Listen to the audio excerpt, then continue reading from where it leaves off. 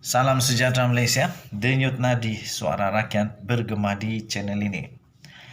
Beberapa hari yang lalu ataupun beberapa minggu yang lalu, seluruh Malaysia gempar dengan pemberitahuan dengan satu pendedahan daripada Raja Petra Kamarudin tentang wang yang sukar untuk dijelaskan yang berada di dalam akaun hakim yang telah menjatuhkan hukuman penjara 12 tahun penjara dan 210 juta denda kepada Datuk Seri Najib Tun Razak yang bersalah merompak, mencuri dan menyalahgunakan kuasa, lepas itu turut memalukan negara. Menurut Hakim Mahkamah Rayuan, 3 orang Mahkamah Rayuan pun bersetuju dengan keputusan daripada Nazlan.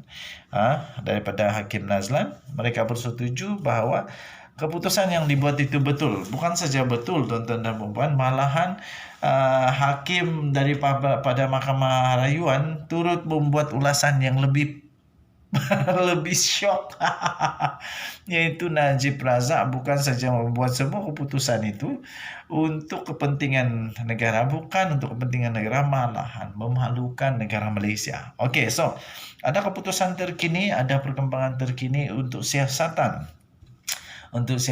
kes ke atas Hakim Nazlan. Jadi sekarang ini tuan-tuan dan puan-puan, keputusan sudah diperolehi melalui siasatan itu, dan berita ini diterbitkan di malaysiakini.com bertajuk bertarik 21 Mei 2022.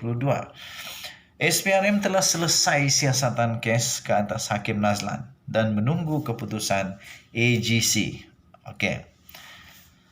Suruhanjaya Pencegahan Rasuah Malaysia SPRM, tuan-tuan dan puan-puan, mengesahkan telah menyelesaikan siasatan ke atas Hakim Mahkamah Rayuan, iaitu Muhammad Nazlan Muhammad Ghazali.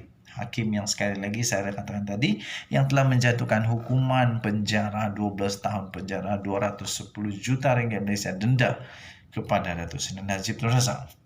Dalam satu kenyataan ringkas pada hari ini, dia berkata siasatan telah selesai. Siasatan telah selesai pada hari Rabu dan kini menunggu tindakan lanjut daripada Jabatan Peguam Negara.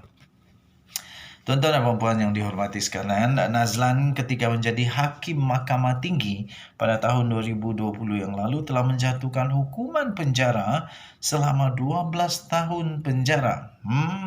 12 tahun penjara kepada bekas Perdana Menteri iaitu Datuk Seri Najib Tun Razak dan 210 juta ringgit denda bagi kesalahan rasuah, salah guna kuasa dan pengubahan wang haram. Kalau betul semua ini dia buat, patutlah ramai orang yang sanggup buat benda yang sama di Malaysia. Okey. Mahkamah Rayuan mengekalkan keputusan itu tahun lalu. Jadi kalau Nazlan buat salah, pasti Mahkamah Rayuan dapat detect punyalah. Tapi sekarang Mahkamah Rayuan pun tiga-tiga Hakim Mahkamah Rayuan tetap bersetuju dengan keputusan Nazlan, Hakim Nazlan.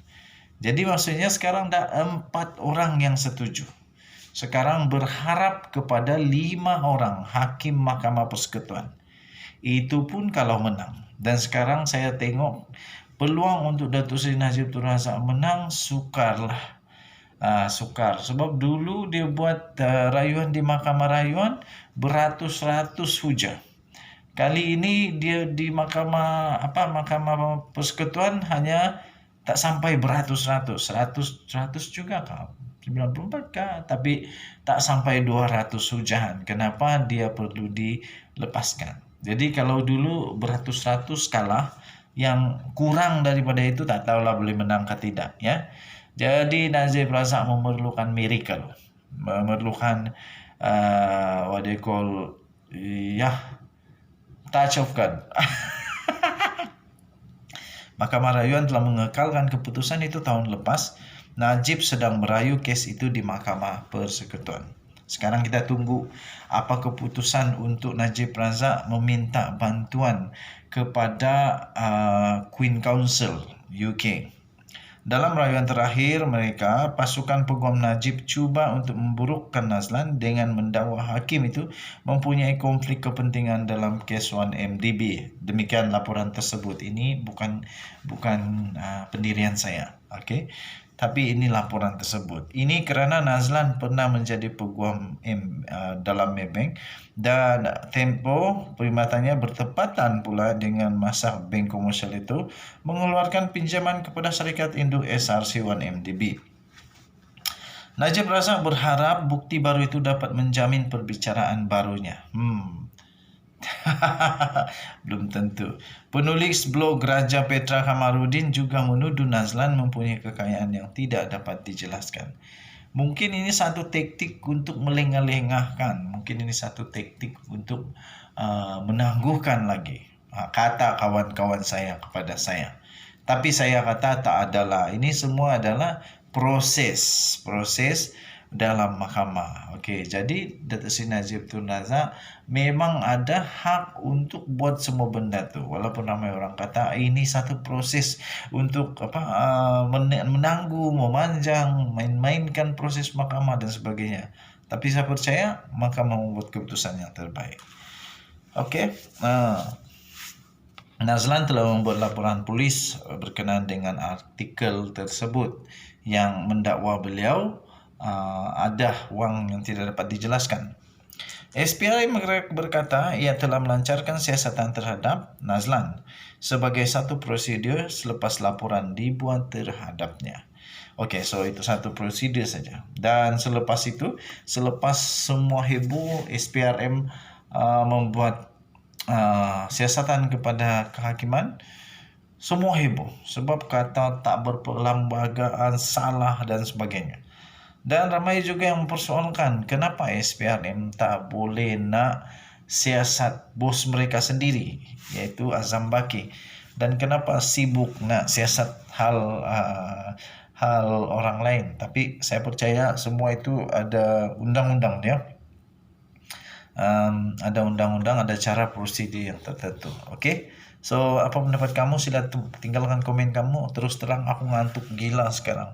Rasa macam nak pingsan. Bercakap pun tak tahu apa dia cakap sebab ngantuk. Okey, Denyut Nadi Suara Rakyat bergema di channel ini. Okey. Jangan lupa tekan butang subscribe, like dan share. Kamu komen banyak-banyak juga. Unduk Ngadau semakin meningkat sekarang, semakin banyak muncul unduk Ngadau kerana tak lama lagi untuk Ngadau peringkat negeri Sabah, peringkat Malaysia akan diadakan. Jadi bagi mereka yang meraihkan keamatan, sila jaga keselamatan, jangan terlampau menginum. Kalau sudah menginum, jangan memandu kereta, minta tolong Grab saja ataupun terus tidur saja di dalam kereta, buka sikit jendela, dan penting kamu selamat, jangan mati dalam kereta pula. Okey, Denyut Nadi Suara Rakyat bergema di channel ini, kita jumpa lagi, bye bye.